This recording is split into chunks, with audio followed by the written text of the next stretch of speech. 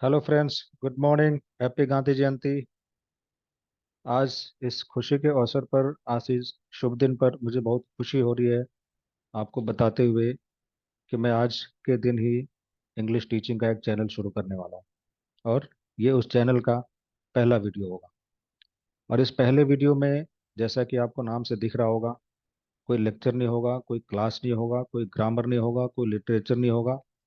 इस first lecture में हम सिर्फ ये समझेंगे कि इंग्लिश लैंग्वेज है क्या, कितनी आसान है, कितनी मुश्किल है, इंग्लिश क्यों नहीं आती और कैसे आएगी। कुछ लोग इंग्लिश सीखना शुरू क्यों नहीं करते, कुछ लोग इंग्लिश सीखना शुरू करके छोड़ क्यों देते हैं, और कुछ लोग शुरू करते हैं, कुछ दिनों जारी रखते हैं, उसको आगे क्यों नहीं बढ़ा पाते। कुछ लोगों को ऐसे क्यों लगता है कि 10 दिन में इंग्लिश का मास्टर बन जाए। कुछ लोग ऐसी बातें क्यों करते हैं कि बस एक महीने में सब कुछ सीख लो, एक दिन में आधे इंग्लिश सीख लो। तो इन चीज़ों का हम विश्लेषण करेंगे आपके साथ। आराम से बैठिए मेरे साथ, थोड़ा वक्त लीजिए, चाय वाय ले लीजिए। और इसमें कई मुद्दों पर मैंने इस वीडियो को बनाया है। सारी चीज़ों को विस्तार से समझेंगे। और ये कोई उस लेवल का एनालिसिस नहीं होने वाला है जो बड़े बड़े लिंग्विस्ट, बड़े बड़े एजुकेशनिस्ट, फिलोसफर्स, साइकोलॉजिस्ट, न्यूरोलॉजिस्ट उस लेवल पे करते हैं। हम एक बिल्कुल आम आदमी के नज़रिए से, आम आदमी के पर्सपेक्टिव से इसको समझने की कोशिश करेंगे कि इंग्लिश लैंग्वेज है क्या, इसकी मुश्किलात क्या है, और इसे कैसे आसानी से सीख सकते हैं और काफ़ी ऊंचाई तक जा सकते हैं। राइट? तो शुरू करते हैं। Some people don't try to learn English at all. English क्यों नहीं आती, उसका एक मुख्य कारण ये भी है कि कुछ लोग इंग्लिश सीखने का प्रयास ही नहीं करते, कोशिश ही नहीं करते। मगर उसका भी तो कुछ कारण होगा। आखिर कुछ लोगों को ऐसा क्यों लगता है कि इंग्लिश की जरूरत उनको नहीं है। इसका मतलब ये है कि उनको ऐसा एक्सपोजर नहीं मिला जिससे वो इंग्लिश की खूबियों से वाकिफ हो सके। उनको इसकी जरूरत महसूस नहीं होती, तो उनको इसकी जरूरत भी महसूस करानी पड़ेगी। उनको लगता है ठीक है, हमारी मातृभाषा से काम चल रहा है, हमारी लोकल लैंग्वेज से काम चल रहा है, हिंदी, मराठी, तेलुगु, तमिल, इनसे काम चल रहा है, हम क्यों सीखेंगे।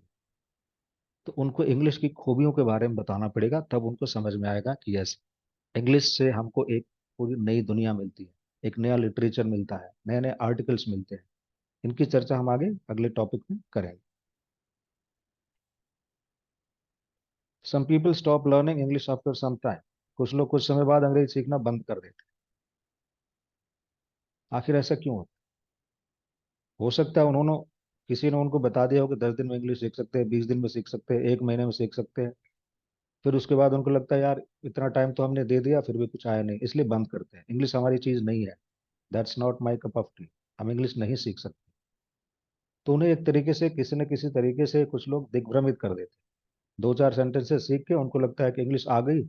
हो सकता है कुछ लोग इसीलिए बंद कर देते हो।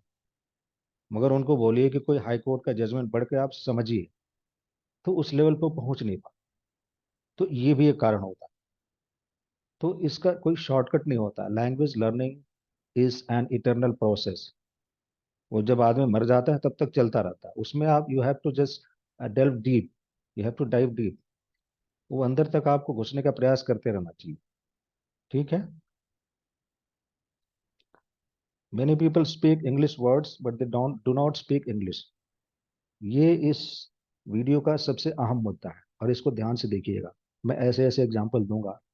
अगर मैं कहूं कि जो इंग्लिश नहीं बोल रहा है वो भी इंग्लिश बोल रहा है, तो आपको अजीब लगेगा, मगर हकीकत यही है। ठीक है, इसको समझते हैं कुछ एग्जाम्पल से। आज की टेक्नोलॉजिकल वर्ल्ड में ऐसा कोई इंसान नहीं है जो इंग्लिश नहीं बोल रहा है। मैं पूरी दुनिया की बात कर रहा हूँ। इंडिया में तो बहुत लोग बहुत इंग्लिश बोल रहे हैं। ठीक है। और रही बात इंडिया के इंग्लिश लेवल की, इंग्लिश क्लास की बात करें, तो on that front entire India is divided on so many, in so many categories, on so many fronts. India में ऐसे एलीट क्लास हैं जिनकी इंग्लिश नेटिव स्पीकर है, नेटिव नेटिव लैंग्वेज है, जैसे है। उनके बच्चे इंग्लिश इंग्लिश में पैदा होते हैं और इंग्लिश में सारा काम होता है। साथ ही हमारे देश में ऐसे भी लोग हैं जिन्हें इंग्लिश बिल्कुल नहीं आती, इंग्लिश से दूर भागते हो लोग। उनको लगता है नहीं, ये तो बिल्कुल ही विदेशी भाषा है, बिल्कुल अलग चीज है, हमारे लिए बनी नहीं है। लेकिन उन्हें इस चीज का एहसास नहीं होता कि जो उनकी भाषा है वो इंग्लिश से कई मायनों में कठिन है। और इसकी चर्चा हम आगे करेंगे इस मुद्दे के बाद। अगर कोई बोलता है मनी ट्रांसफर करो, तो वो इंग्लिश बोल रहा है कि हिंदी बोल रहा है? इन सारे एग्जाम्पल्स को बिल्कुल ही आराम से ध्यान से समझिएगा, एकदम ग्राउंड लेवल के एग्जाम्पल सही है। हर कोई यही बोलता है मनी ट्रांसफर करो। इसमें तीन शब्द हैं, मनी, ट्रांसफर और करो। मनी भी इंग्लिश है, ट्रांसफर भी इंग्लिश है, करो सिर्फ हिंदी है। मगर अगर कोई इंसान ऐसा सेंटेंस बोल रहा है, क्या आप उसको बोल सकते हैं? क्या आप बोल सकते हैं वो जो बोल रहा है वो इंग्लिश है? बिल्कुल इंग्लिश नहीं। वो इंग्लिश के शब्द बोल रहा है, मगर इंग्लिश का स्ट्रक्चर यूज नहीं कर रहा। ये जो स्ट्रक्चर है ना, इस पे खास ध्यान दीजिए। मनी भी इंग्लिश है, ट्रांसफर भी इंग्लिश है। It's 2/3, 2 out of 3। बहुमत है, मेजोरिटी है, मगर सरकार नहीं। वो इंग्लिश लैंग्वेज नहीं है बाबा। लैंग्वेज बनता है मेनली स्ट्रक्चर से। ठीक है। तो ये जो करो है ना, वो आके इसको हिंदी बना दे रहा है। क्योंकि मनी, जो बंदा ये बात बोल रहा है उसको मनी का मतलब पता है। मनी बोलते हैं पैसे को, ठीक है। ट्रांसफर बोलते हैं ट्रांसफर करने को। लेकिन वो जो साथ में करो लगा रहा है, वो इसको हिंदी बना दे रहा है। वो सिर्फ इंग्लिश के नाउन्स, इंग्लिश के टर्म्स यूज कर रहा है। जैसे हम घर में पेन, टीवी और बाकी सारी चीजें यूज करते हैं। Road, accident, car, mobile, spark plug, ये सारी चीजें बोलते हैं। इंश्योरेंस, प्रीमियम, ईएमआई, ये सारी चीजें बोलते हैं। उसी तरीके से वो टर्म्स को यूज कर रहा है, मगर वो स्ट्रक्चर को नहीं पहचान पा रहा है। वो ये जो ट्रांसफर है ना, ट्रांसफर का मतलब ही अपने आप में होता है ट्रांसफर करना। ट्रांसफर का मतलब ये होता है एक जगह से कोई चीज दूसरी जगह भेजना। तो ये सिर्फ ट्रांसफर से काम चल जाएगा। मगर ये बंदा क्या बोल रहा है, उसके साथ करो लगा रहा है। क्योंकि ये हिंदी का स्ट्रक्चर है। अगेन, इंग्लिश का स्ट्रक्चर हमको जानना है तो हिंदी का भी स्ट्रक्चर जानना पड़ेगा। हिंदी का स्ट्रक्चर क्या बोलता है? किसी भी बात को कहने से पहले हम पहले तो एक नाउन यूज करते हैं। वीडियो थोड़ा लंबा चौड़ा हो सकता है, उसके बारे में मत सोचिएगा, इसको ध्यान से देखिए। ये एनालिसिस सिर्फ आपके लिए हो रहा है, मैं आपकी सिर्फ मदद कर रहा हूँ। सो, मनी ट्रांसफर करो, इसमें क्या है, ट्रांसफर का मतलब ही होता है ट्रांसफर करो। अब हिंदी स्ट्रक्चर की ऐसी बात है कि यहाँ पे हम पहले एक तो नाउन लगाते हैं, पहले काम लगाते हैं, फिर करने के लिए एक वर्ब लगाते हैं, तब जाके वो काम होगा। जैसे खाना पकाना, इंग्लिश में सीधे cook. English is a verb centric language. वहां पे वर्ब लगा दिया आपने, सारा काम हो गया। उसके बाद से सीधे ऑब्जेक्ट लगा।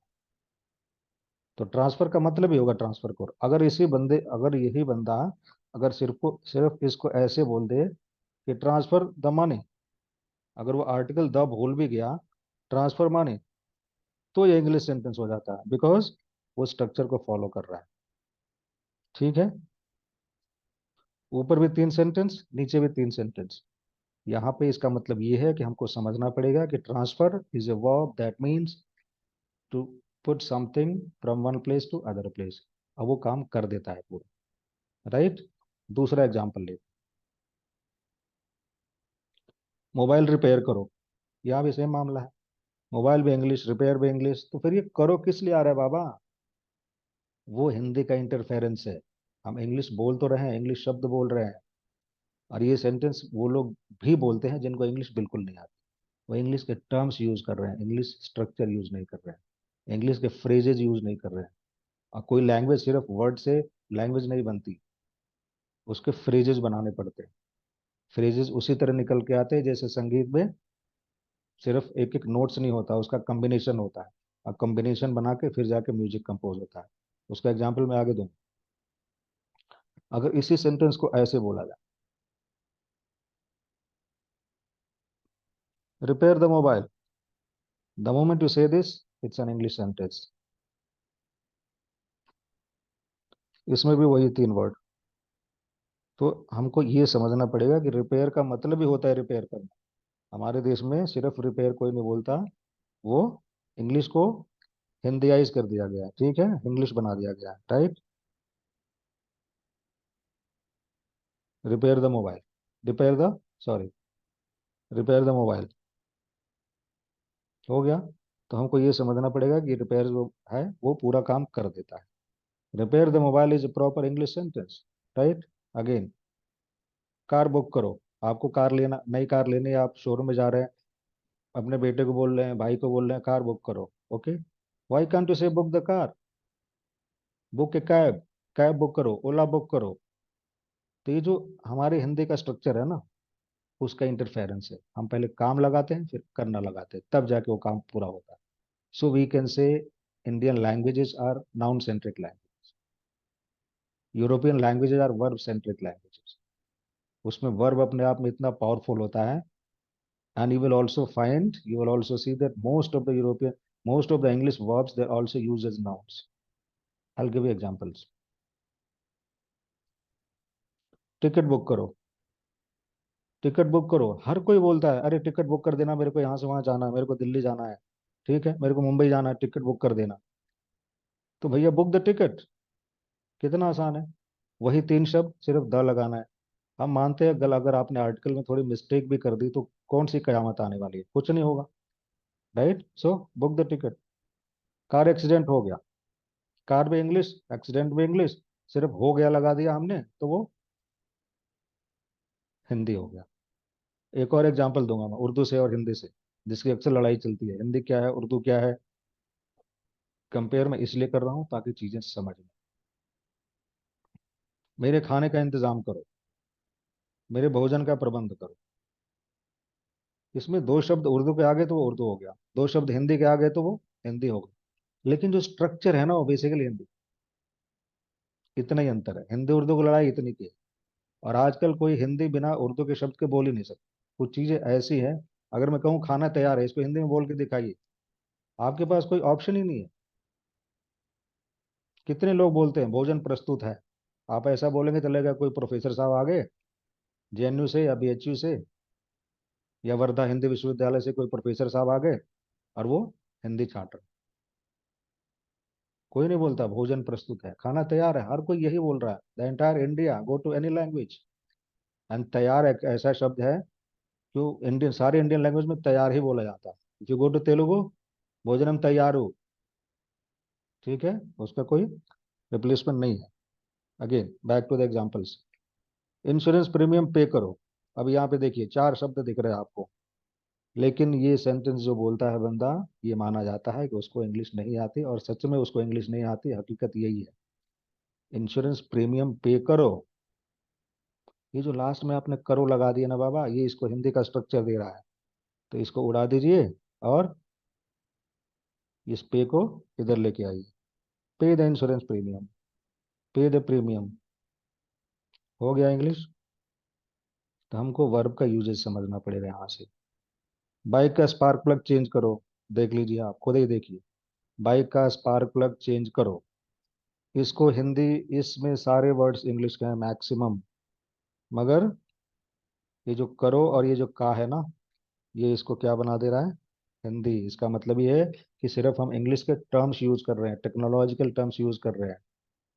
ठीक है, चेंज करना, हर कोई चेंज करना बोल रहा है, मगर जब हम करो लगा देते हैं तो उसको एक एक्स्ट्रा चीज हो जाती है, ऊपर से उसको हिंदी बना देते हैं। तो उससे कम मेहनत में, उससे कम शब्द में ही हम इंग्लिश यूज कर सकते हैं।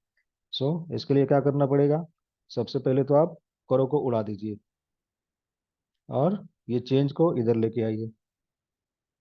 हो गया ना, चेंज मतलब चेंज करना, चेंज मतलब चेंज करना हिंदी में, ठीक है। एक को हटा के दूसरा डालना।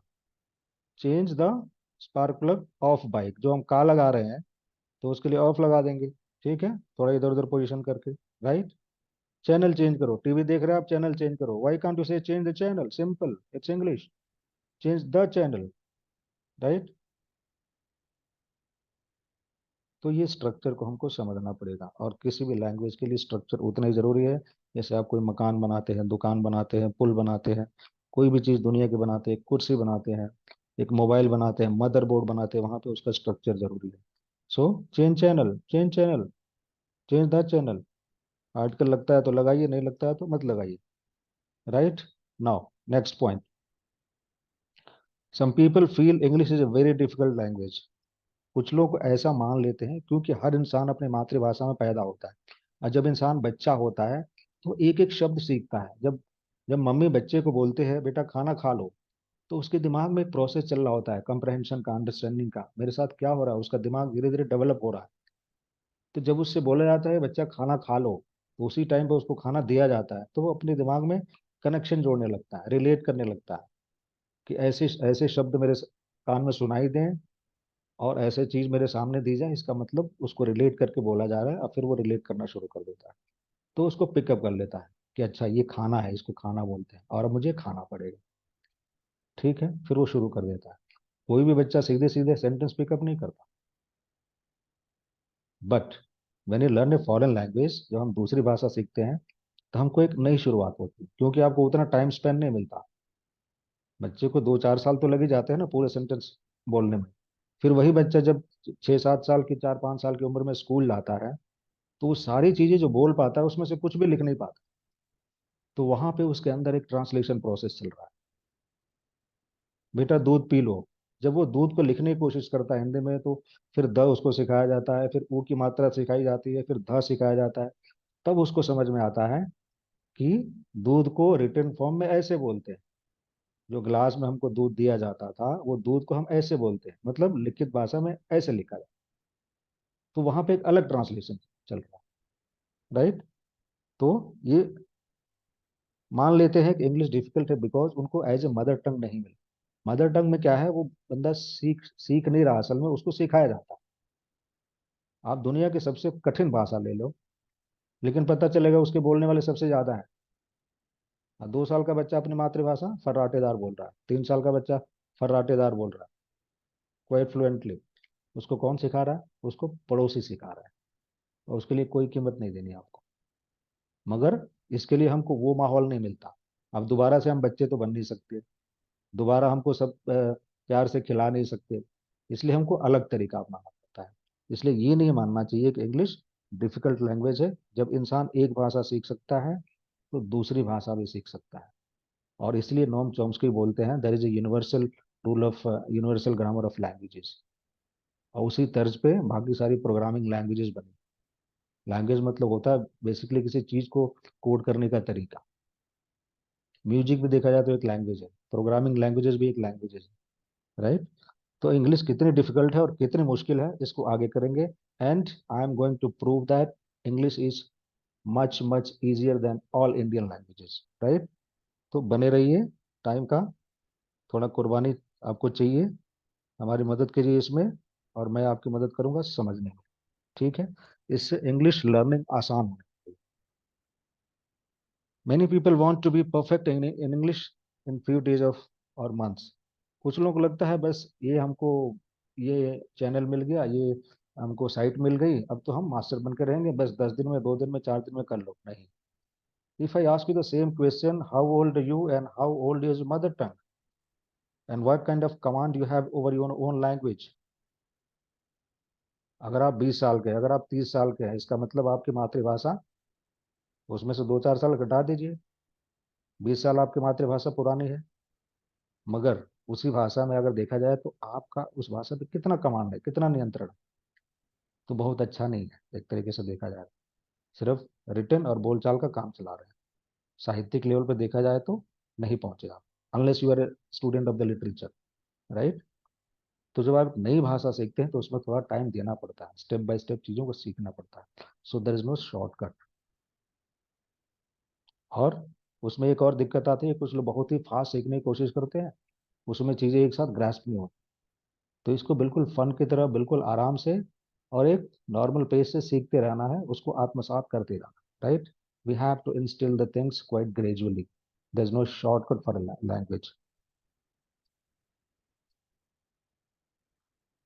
सम people feel grammar is the most important part of a language. ये बात हमको पूरी ग्रामर सीखने के बाद समझ में आई कि ग्रामर उतनी जरूरी चीज नहीं है एक लैंग्वेज के लिए, जितना लोग बोलते हैं। और अक्सर ये ग्रामर की महत्ता वही लोग देते हैं जिनको ग्रामर छोड़ के और चीज नहीं आती। इस बात पे आप गौर कीजिएगा। मुझे भी बचपन में यही लिखता था, यही लगता था, क्योंकि हम सिर्फ ग्रामर ही सीखते थे, हमारे टीचर ग्रामर ही सिखाते थे। बच्चों सेंटेंस बनाओ, ट्रांसलेशन करो। भैया ट्रांसलेशन इतने हाई लेवल की चीज है कि जब आप 2 भाषाओं के मास्टर हो जाते हैं, तब जाके आपको ट्रांसलेशन शुरू करना चाहिए। हमको प्राइमरी से ट्रांसलेशन सिखाना शुरू कर। एक बार सोच के देखिए कितना गलत तरीका था। लेकिन ये चीजें बाद में पता चलती। तो ग्रामर पे उतना फोकस नहीं करना है। You will come across native native speaker, you will come across people who are from English medium schools, जिन्हें ग्रामर बिल्कुल नहीं आता, लेकिन उनके इंग्लिश फर्स्ट क्लास है। They can they can do good writing, They can read everything. They can write interpretations. They can write essays. They can write very good theses. तो grammar क्या है, उस लैंग्वेज के साथ इनबिल्ट आती है। हम उसको अलग, ग्रामर को अलग ही उसका पार्ट बना देते हैं, एक सब्जेक्ट की तरह स्टडी करना शुरू कर देते हैं। ये उनके लिए बनता है जिनको ग्रामेरियन बनना है, ग्रामेरियन बनना है। हमको पाणिनि थोड़ी बनना है, हमको वैयाकरण थोड़ी बनना है। तो ग्रामर को उतना वैल्यू नहीं देना है जितना लोग सारे रूल सीखने में लगा देते हैं। साथ साथ में कोई चीज अगर आती है तो रूल हम सीख लेंगे, फिर उसको आगे बढ़ेंगे। उसके लिए ज्यादा जरूरी है हमारे लिए फ्रेजेस। वर्ड से केवल काम नहीं चलता, फ्रेजेस आर इंपॉर्टेंट। उसको आगे डिस्कस करेंगे। Yes, that is the next point, इस पे ध्यान दीजिए। Phrases are more important than words. शब्दों से ज्यादा महत्वपूर्ण है फ्रेजेस। फ्रेजेस का मतलब क्या होता है? Combination of words. अगर मैं कहूं मैं सुबह नाश्ता करता हूं, तो नाश्ता करना, अगेन आगे एग्जांपल, नाश्ता करना। ठीक है, मैं सुबह नाश्ता करता हूँ। मैं के लिए आपने आई लगा दिया, सुबह के लिए क्या लगाएंगे? सुबह तो एक शब्द है, मॉर्निंग होता है। मॉर्निंग लगाने से काम चलेगा? नहीं चलेगा। यू हैव टू से इन द मॉर्निंग। हम जब हिंदी उर्दू में बोलते हैं तो सुबह बोल दिया मतलब सुबह के वक्त, वो सेंस आ गया हमारा, अकेले शब्द से आ गया। लेकिन इंग्लिश में you have to use the phrase in the morning. I have breakfast in the morning. और ऐसे कंस्ट्रक्शन आपको मिलेंगे जहां पे एक हिंदी शब्द के लिए चार पांच इंग्लिश शब्द लग रहे हैं। ऐसे भी कंस्ट्रक्शन मिलेंगे जहां एक इंग्लिश शब्द के लिए आपको 8 10 हिंदी शब्द लगाने पड़ते हैं। I will give you examples. तो फ्रेजेस के बाद जैसे मान लीजिए ओपिनियन। आपने शब्द सीख लिया ओपिनियन, ठीक है, डिक्शनरी ले लिया आपने, उसमें से रट लिया ओपिनियन का मतलब होता है विचार, राय, सलाह मशवरा जो भी। लेकिन बाबा उसको यूज कैसे करेंगे? I again give you that example from music. ठीक है, आपने सारे गामा पाधा निशा पूरा नोटेशन सीख लिया, सारे स्केल सीख लिए, सारे सप्तक सीख लिए, नीचे वाला सप्तक ऊपर वाला सप्तक, सारे ऑक्टेव सीख लिए। तो एक नोट को आप बजाते रहेंगे, संगीत बनेगा? किसी भी एक धुन को ले लीजिए, उसके चार पांच टुकड़े कर दीजिए, तब आपको समझ में आएगा म्यूजिक क्या होता है। इफ आई से इसमें हमने दो तीन टुकड़े बोले, तो वहां से आपको टक चलेगा कि हाँ ये बंदा राजा हिंदुस्तानी का गाना बोल रहा है। वो क्या है, बिल्कुल एक गुनगुनाहट है। हो सकता है ये गाना ऐसे ही बना हो, ऐसा होता है। तो हमको फ्रेजेस सीखने हैं, असल में बनाने हैं। बना तो नहीं सकते phrases because they are already made. इसलिए हम अक्सर बोलते हैं सेंटेंस बनाओ, ये बनाओ, नहीं। बनाने से ज्यादा ध्यान हमको देना है चीजों को पिकअप करने में। ओपिनियन आपने सीख लिया, मगर ओपिनियन का यूज कहाँ करेंगे? You should know how to use in my opinion, या दिस इज माई ओपिनियन, ऐसे करके उसको हमको सीखना पड़ेगा। आफ्टर दैट, आफ्टर तो आपने सीख लिया, आफ्टर इज ए, ठीक है, preposition. After is also conjunction, fine. दोनों काम करता है, प्रिपोजिशन भी है, कंजंक्शन भी है। दो फ्रेजेस को जोड़ता है, दो वर्ड्स को जोड़ता है, दो सेंटेंसेस को जोड़ता है, सारे रूल आपने सीख लिए। लेकिन आपको बोलना है उसके बाद मैं ये करूंगा, तो ऑटोमेटिकली आपके दिमाग में आना चाहिए okay for that we use after that, right, thereafter, after having breakfast. अभी यहाँ पे आपको जानना चाहिए, हमको जानना चाहिए कि आफ्टर जब ऐसे आता है, बिकॉज आफ्टर जो प्रपोजिशन, अगर इसको ग्रामर में एक्सप्लेन करूँ तो काफी टाइम लगेगा।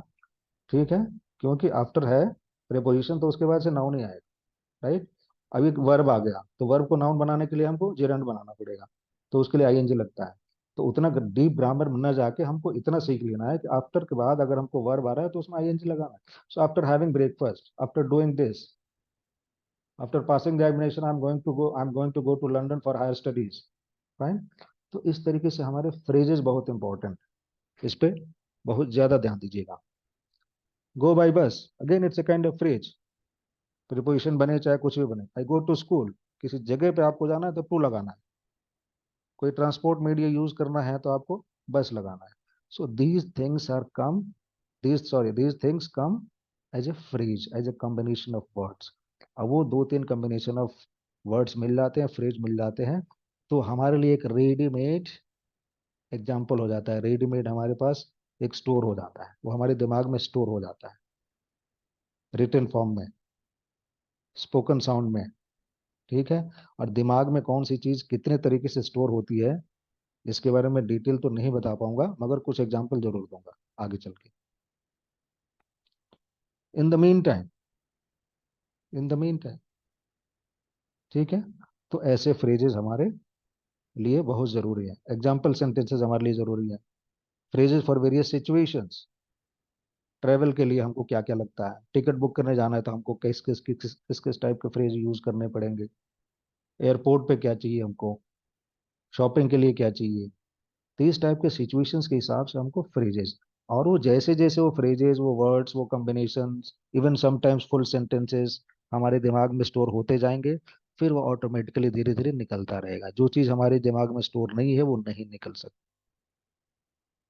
एक बार सोच के देखिए, 10 साल के बच्चा, 5 साल का बच्चा है, वो अभी अपनी भाषा सीख रहा है। उसको बोलिए what is socialism, can you please explain, can you say something about the social contract theory of Hobbes, Locke, Rousseau, all those political philosophers. उसको नहीं पता।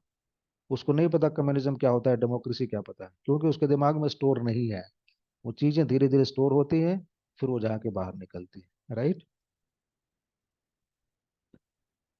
English is easier than Hindi and other Indian languages in many aspects, in many regards, and this is something I'm going to prove it right here, right now. So ध्यान से सुनिएगा और ध्यान से समझिए। मगर चूंकि हमको मातृभाषा फ्री में मिलती है ओवर द इयर्स, इसलिए हमको लगता है कि नहीं, इस दुनिया की सबसे आसान भाषा यही है। मगर ऐसा है नहीं। क्या क्या पॉइंट्स है इंग्लिश के जो इंग्लिश को एक इजी लैंग्वेज बनाते हैं। Verb in the second position. अभी आप सोचेंगे इससे क्या हो गया, इससे बहुत कुछ होता है। बस आप साथ बने रहिए, सब कुछ समझ में। सेकंड पोजीशन से मेरा मतलब है कि पहले आप सब्जेक्ट लगाते हैं। सब्जेक्ट मतलब करने वाला, जो काम करता है वो करता है। उसके बाद से वर्ब, जो काम करवाना है वो लगा दिया। उसके बाद से ऑब्जेक्ट। उसके बाद से वहां पे आपको फुल स्टॉप लगा दिया तो ठीक है, नहीं लगाया तो धीरे धीरे बाकी एडिशनल इंफॉर्मेशन आप डाल डाल के उसको कहीं तक लेके जा सकते हैं। हिंदी में ऐसा नहीं होता। हिंदी में वर्ब लगता है लास्ट में, वहीं पे हो गया फुल स्टॉप। मैं खाना खाता हूँ, खेला खत्म। I have my breakfast in the morning after having a cup of T with my friends. आप जोड़ते जाइए, वो बढ़ता चला जाएगा, क्योंकि उसका फुल स्टॉप हुआ ही नहीं। वर्ब पहले लगा है, उसके बाद से सारे इंफॉर्मेशन लगते हैं। हिंदी में क्या है, उल्टा है। आपको कितना बोलना है, क्या बोलना है, पहले ही सोच के बोलना पड़ता है। मैं सुबह अपने भाइयों के साथ नाश्ता करने के बाद बस से स्कूल जाता हूँ। आप सोचिए, कोई फॉरेनर आके हिंदी सीखने लगे तो उसको कितनी मशक्कत करनी पड़ेगी। लेकिन हमको चूंकि विरासत में मिली है, तो इसलिए हमको इजी लगता है। अगर आपने बोल दिया मैं सुबह स्कूल जाता हूँ, उसके बाद से कुछ जोड़ सकते क्या, मैं सुबह स्कूल जाता हूँ नाश्ता करने के बाद अपने भाइयों के साथ बस से। ऐसे बोलेंगे यार, तो वो ऐसे टुकड़ों टुकड़ों में क्यों बोल रहा। Point. So this is what I mean by verb in the second position. ठीक है। Now English is a verb centric language. Again, it's related concept. Verbs are very important in English language. एक verb आपने ले लिया, वो लगभग सारा काम कर देता है। फिर उसका जो भी सूटेबल आपका ऑब्जेक्ट बनता है लगा दीजिए। अगेन, जैसे मैंने पिछले बोला था, ऐसे ऐसे इंग्लिश के सेंटेंस वर्ड्स मिलेंगे जिसके लिए आपको 8-10 वर्ड्स लग जाएंगे हिंदी में। Again, this is because English is a verb centric language. Verbs are very important. बहुत महत्वपूर्ण है, बहुत महत्वपूर्ण होते हैं। जैसे टेक दिस एग्जांपल, इनहेरिट। आप सोच के देखिए खुद ही एक बार, इनहेरिट का मतलब क्या होता है। इनहेरिट का, इफ आई से आई inherited this property from my father, from my grand father, तो इनहेरिट का सीधा सीधा मतलब हो गया कि कोई चीज विरासत में किसी से पाना, विरासत में किसी चीज का किसी से मिलना। अब इतना लंबा आपको कॉम्बिनेशन फ्रेज बनाना पड़ रहा है। Right. Number of personal pronouns English में सबसे ज्यादा कम है। आप हिंदी में देख लीजिए, जर्मन में देख लीजिए, फ्रेंच में देख लीजिए, स्पेनिश में देख लीजिए। नंबर ऑफ पर्सनल प्रोनाउंस है जो इंग्लिश में सबसे कम है। और जितना ही कम उतना ही अच्छा, वो सारा काम कर देते हैं। Specially for you. हिंदी में यू के लिए हमारे पास क्या क्या ऑप्शन, एक बार स्क्रीन पे देखिए, खुद सोचिए। तुम के लिए यू, तुम लोग, अगेन यू। आप, अगेन यू। आप लोग। और तो और इतने से काम नहीं चला, तो तू भी लगा दिया। तो 1 2 3 4 5, यू अकेले 5 लोगों का काम कर रहा है। 5 वर्ड्स का काम कर रहा है। बच्चा प्रेसिडेंट से बोलता है, mister president you promise this before the elections but you didn't keep your promises. President बच्चे से बोलता है अगेन यू। अब आप सोचेंगे वहां पे फिर रिस्पेक्ट का कैसे पता चलता है? So what's wrong? अगर यू बोला जा रहा है इसका मतलब ये तो नहीं कि रिस्पेक्ट नहीं है वहां पे। That comes by the feeling, that comes by the practice. ठीक है। यहाँ पे हमने बहुत रिस्पेक्ट दे दिया, तुम दे दिया, तुम लोग लगा दिया, आप लगा दिया, आप लोग लगा दिया। फिर इस तू को बनाने की क्या जरूरत थी? तू, इसका तो कंजुगेशन भी थर्ड पर्सन में चला जाता है। तू क्या कर रहा है? यहाँ पे तो सबसे कम रिस्पेक्ट है। यू में तो कुछ पता ही नहीं चलता कि रिस्पेक्ट दे रहा है कि नहीं दे रहा है। Fine. So even in this sense, even on this front, English is an easy language. Conjugation के हिसाब से देख लीजिए, कंजुगेशन किसी भी लैंग्वेज का सबसे एक इंपॉर्टेंट फैक्टर होता है। कंजुगेशन मतलब वर्ब के फॉर्म को चेंज करना, डूअर के हिसाब से, सब्जेक्ट के हिसाब से, यानी जो काम कर रहा है उसके हिसाब से। इफ आई से आई गो टू स्कूल, तो आई के साथ गो लगता है, ही गोज टू स्कूल। और ये दो ही फॉर्म होते हैं किसी वर्ब के। हमको शुरू से पढ़ाया गया है, सबको पता है कि वर्ब में एस लगा दो या ईएस लगा दो तो थर्ड पर्सन सिंगुलर के हो जाता है। बाकी सबके लिए वर्ब को वैसे ही रहने दो जैसा है। अभी वही एग्जाम्पल मैं हिंदी में देता हूँ, खुद देखिए। ये सारे काम इंग्लिश के दो वर्ड्स कर रहे हैं यहाँ पे, गोज एंड गो। हिंदी में कितना है? खुद देखिए। आप इस नज़र से देखिए कि कोई स्पेन का बंदा, कोई फ्रांस का बंदा, कोई इंग्लैंड का बंदा इंडिया में आके हिंदी सीखने लगे। और इसीलिए आपने हिंदी मूवीज में देखा होगा कि जब एक अंग्रेज हिंदी बोलता है तो कितनी तकलीफ होती है, और उसी हिसाब से हम उससे बुलवाते भी हैं ताकि वो लगे कि इसको मुश्किलात हो रही। इवन साउथ इंडियंस जब हिंदी बोलते हैं तो उनको कितनी तकलीफ होती है।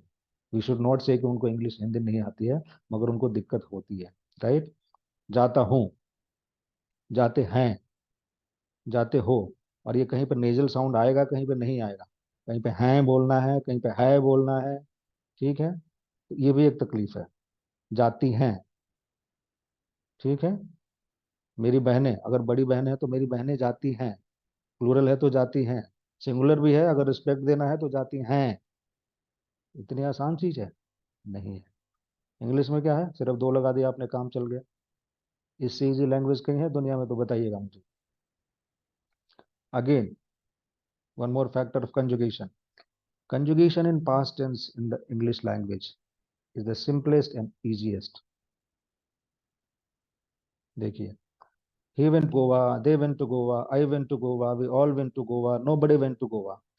पास्ट टेंस में कोई भी हो, कितने भी लोग हो, किसी भी पर्सन में हो, first person, second person, third person, सबके लिए सिर्फ वेंट लग गया। इससे आसान क्या होगा? अब बोले यहाँ कैसे पता चलता है? पता चलने की जरूरत क्या है? एक ही फॉर्म बना दिया तो बुरा क्या है उसमें? This is how they made it. Europe की और भी भाषाएं हैं लेकिन ऐसा नहीं होता उसमें। आप दूसरी लैंग्वेज में उठा के देख लीजिए, स्पेनिश में देखिए, जर्मन में देखिए, देर ऑल डिफरेंट। अब हिंदी में देख लीजिए, वह गोवा गया, ठीक है, वह गोवा गई, वे गोवा गई। ठीक है, गई। अब यहाँ पे नेजल साउंड में निकालना है, नाक से भी बोलना है। वे लोग गोवा गए। चार तो निकल के ही आ गया ना। तो अब बताइए, चार आसान है कि एक आसान है? ठीक है। Again one more example that is going to prove that English is quite easier than all Indian languages. And this is what is going to boost up towards learning English language, right? इसी से हमको हिम्मत मिलेगी, English का, English की जो नस है ना वो समझ में आएगी। Plural forms are the easiest and don't change when they are used as an object or subject. I don't know how the great linguists or the educationists deal with it, but this is my observation. इस पे ध्यान दीजिए।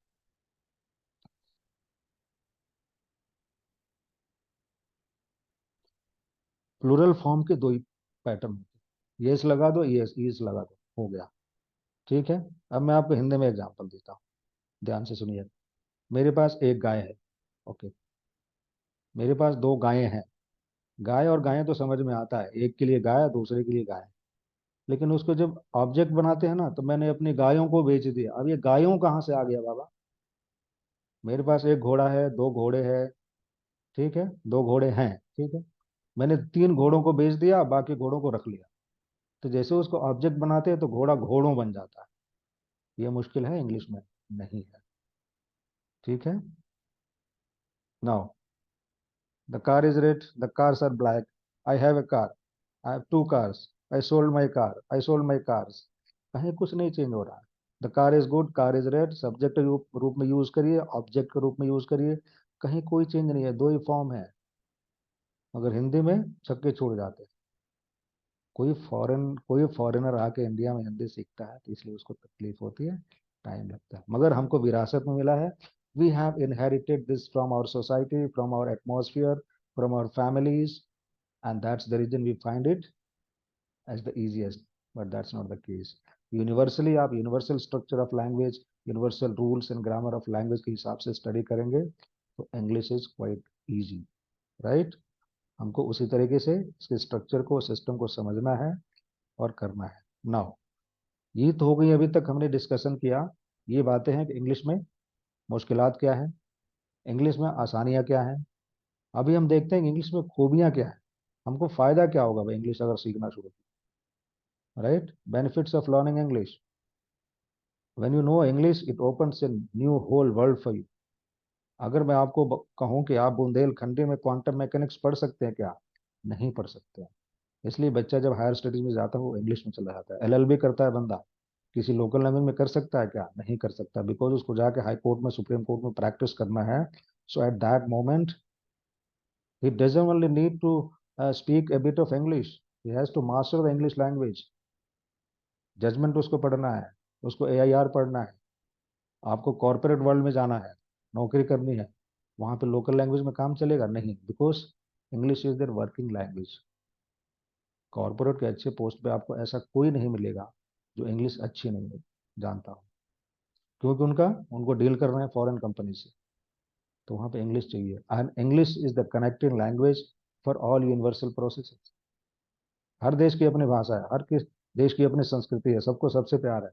मगर आज के दौर में I am not going to talk about the past, किस लैंग्वेज में, किस कल्चर में, किस रिलीजन में, किस एरिया में, किस जियोग्राफी में कितना ज्ञान था।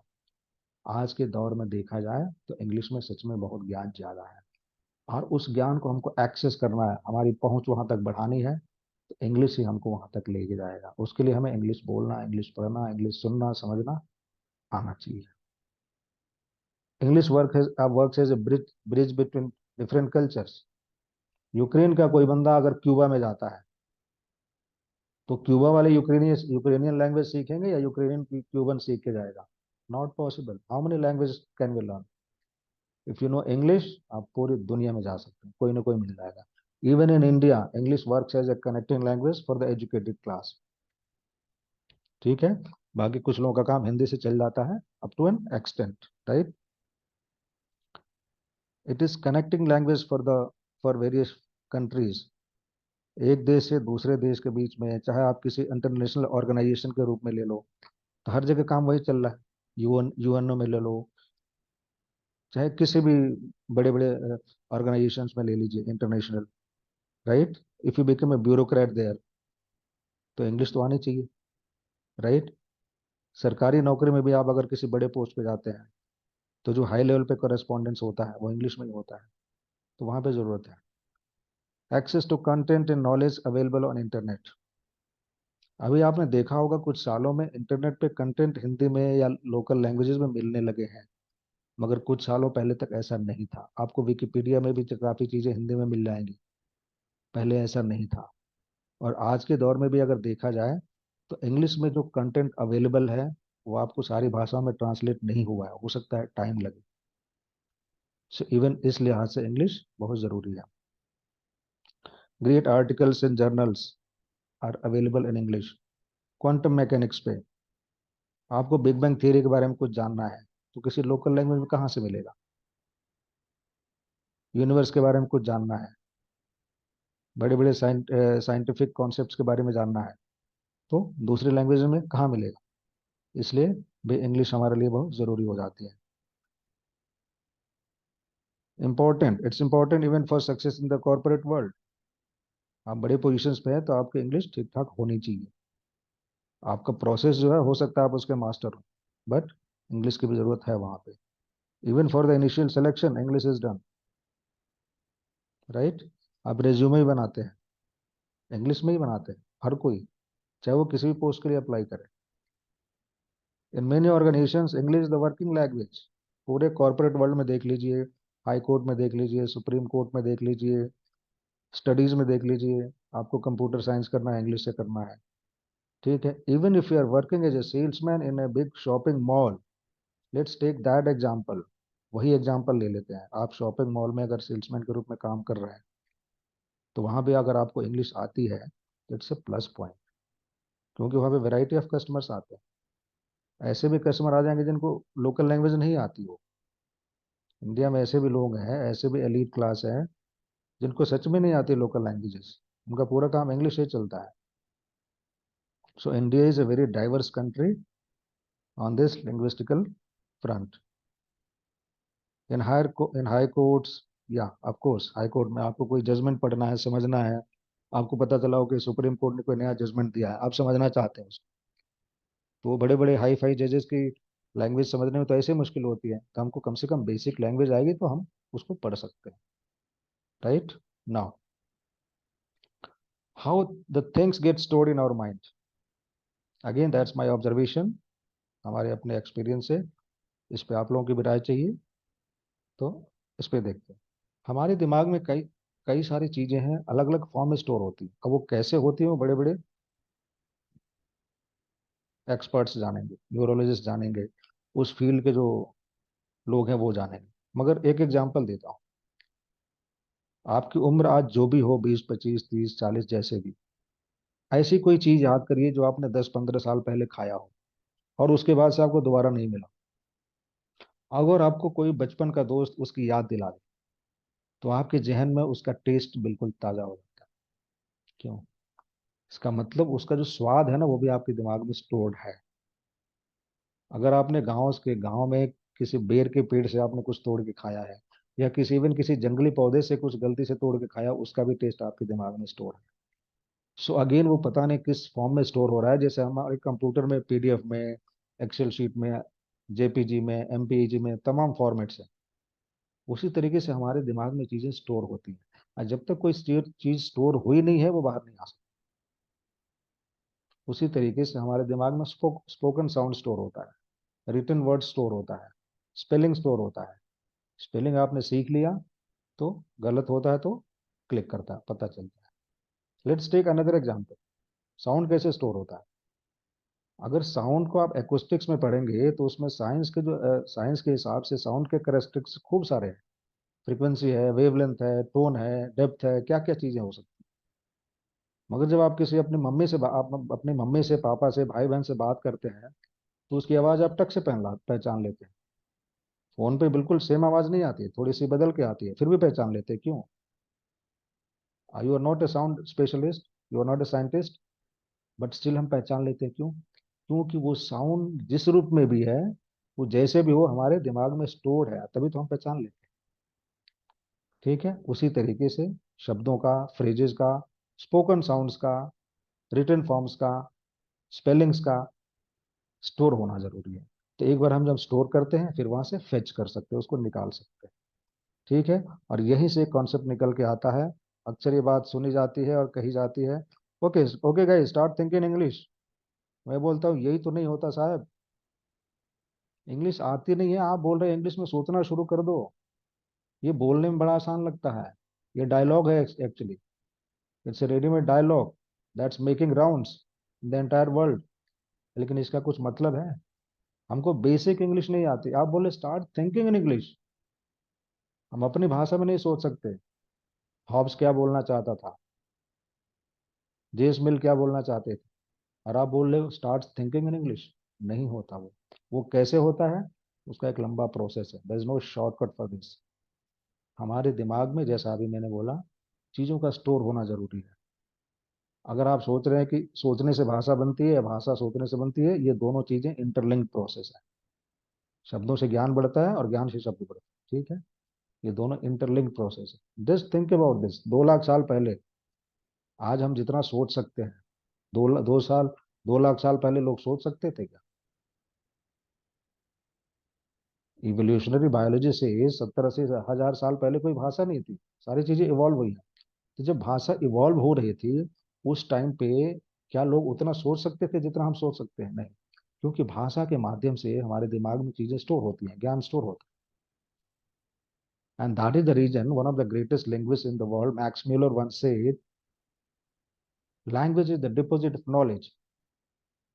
हमको कोई कोई म्यूजिक स्टोर करना होता है तो फ्लॉपी में, पेन ड्राइव में, हार्ड डिस्क में स्टोर करते हैं। तो हमको ज्ञान को अगर संचित करना है, स्टोर करना है, तो उसके लिए लैंग्वेज चाहिए। तो जैसे जैसे हमारा लैंग्वेज बढ़ता है, हमारा डेटाबेस बढ़ता है, फिर उसके हिसाब से हमारे दिमाग क्या है, कॉम्बिनेशन परम्यूटेशन करके उस टाइप के सेंटेंसेस निकालना शुरू करता है। और उसी को हम बोलते हैं स्टार्ट थिंकिंग इन इंग्लिश। वो शुरू शुरू में नहीं आता, वो एक ऑटोमेटिक प्रोसेस है दैट कम्स। अगर इसी किसी को आप ऐसे सीधा डायलॉग मार दो, okay guys start thinking in English, no बाबा I can't do it, tell me the ways, and here is the way. First you have to store gradually the things, उसके बाद से सिचुएशन के हिसाब से ऐसे निकल के आए।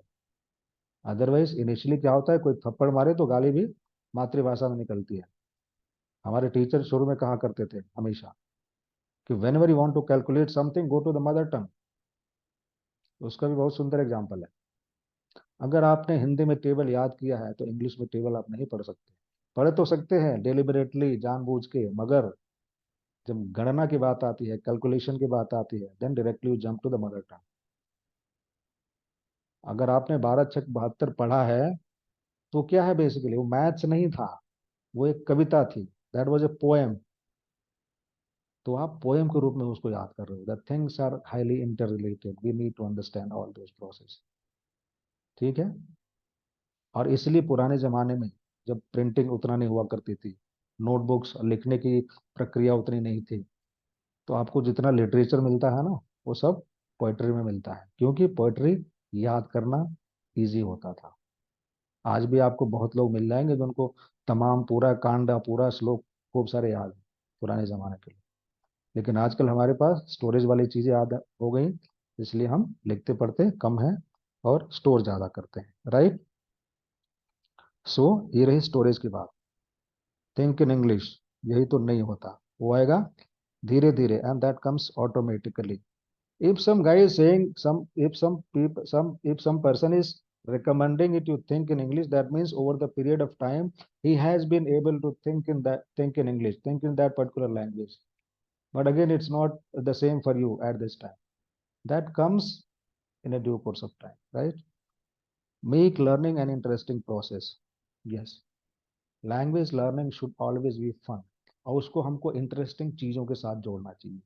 जैसे शॉर्ट स्टोरीज, फेबल्स, दादा दादी कहानियां, विश्व शर्मा की कहानियां, एसोप की फेबल्स, ब्रूडर ग्रिम्स की फेबल्स, इंटरेस्टिंग स्टोरीज, छोटी छोटी स्टोरीज, छोटा भीम।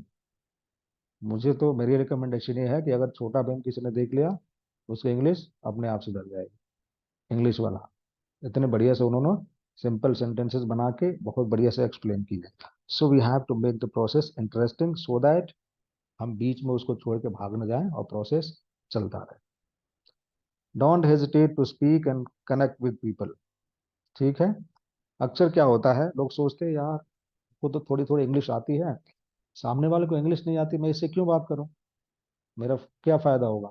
हम अपने आप को सुपीरियर समझना शुरू कर देते हैं। अगले कदम पे जब सामने ऐसा बंदा आता है जिसकी इंग्लिश अच्छी है, तो हम वहां पे इंफीरियर बनने लगते हैं। फिर हम डरने लगते हैं, अरे मैं इसके सामने इंग्लिश बोलूंगा, गलती हो जाएगी, फिर वो सोचता रहेगा, पता नहीं कितने दिन सोचेगा। किसके पास इतनी फुर्सत है बाबा, आपके इंग्लिश के बारे में सोचता रहे। नाउ माई क्वेश्चन इज, आप अपने से नीचे वाले के साथ बोलेंगे नहीं, अपने से ऊपर वाले के साथ बोलेंगे नहीं, तो बिल्कुल आपके लेवल का बराबर का बंदा कहाँ से ढूंढ के लाएंगे, इज दैट पॉसिबल, नो। तो आपको नहीं सोचना है कि हम किससे बात कर रहे हैं, बस आपको इंग्लिश बोलना है। चाय की दुकान पे चार मराठी के बंदे, चार हिंदी के, तेलुगु के बंदे बैठे हैं, आप वहां जाके सीधा इंग्लिश में ऑर्डर करिए। अगर उनको इंग्लिश में समझ नहीं आती है, तो जाके उनके लैंग्वेज में चेंज ओवर करिए। आपका प्रैक्टिस तो हो गया, and that was the basic purpose. फिर वहां पे एक सेंटेंस और मारिए, oh I am sorry, I thought you you guys must be knowing English, I am so sorry. दो लाइन और प्रैक्टिस हो गई। So you have to connect with the people. Connect with the people से फायदा क्या होगा, आप English बोलेंगे, अगर सामने वाले को आता है तो वो भी बोलेगा, तो फिर उसकी आवाज आपके दिमाग में स्टोर होगी। एंड इट्स ऑलवेज एडवाइज्ड कि जो एजुकेटेड लोग हैं, जो अच्छे इंग्लिश बोलते हैं, उनकी चीज़ों को सुन के ग्रास्प किया जाए, वो चीज़ें स्टोर किया जाए। And of course reading, writing, referring to the books, dictionaries, that's all a process, right? Don't be scared of making mistakes, ठीक है? कभी ये नहीं डरना चाहिए कि गलती हो जाएगी। गलती तो होनी होनी है बाबा। अगर गलती नहीं करेंगे तो फिर सही कैसे करेंगे? अक्सर लोग क्या सोचते हैं, मुझे इंग्लिश नहीं आती है, ठीक है, इसलिए मैं नहीं बोलता। मैं बोलता हूँ, जब बोलेंगे नहीं तो फिर आएगी कैसे? उसी को पलट के देखिए। लोग बोलते हैं मुझे इंग्लिश नहीं आती इसलिए मैं बोलता हूँ, नहीं, आप बोलते नहीं है ना, इसलिए नहीं आती, ठीक है? गलती हो जाएगी इसलिए इंग्लिश नहीं बोलते, राइट? अक्सर लोग बोलते हैं गलती हो जाएगी ना इसलिए नहीं बोलते, सामने वाला मजाक उड़ाएगा। किसी के पास इतनी फुर्सत नहीं है। मैं बोलता हूँ जब तक बोलेंगे नहीं तब तक सही कैसे होगी, इसलिए बोलना जरूरी है। So with this I would say thank you so much for all your precious time. आपने हमारी इस चर्चा पर चर्चा में मदद की। उम्मीद है हमारी बातें कुछ आपको समझ में आई होंगी। और बहुत बहुत धन्यवाद आपके टाइम का। आप अपने विचार कमेंट बॉक्स में ज़रूर दें। और ये चैनल हमने आज शुरू कर दिया है गांधी जयंती के दिन। कल से इस चैनल पे इंग्लिश लैंग्वेज के सारे एस्पेक्ट्स पे, वेराइटीज़ पे, टॉपिक्स पे, grammar, literature, everything I am going to cover धीरे धीरे, ठीक है? स्पोकन इंग्लिश, सारी चीज़ें कवर होंगी। सो आपसे रिक्वेस्ट है, सजेशन है, चैनल से जुड़िए, subscribe to the channel and stay connected for further lecture. Thank you so much for your precious time.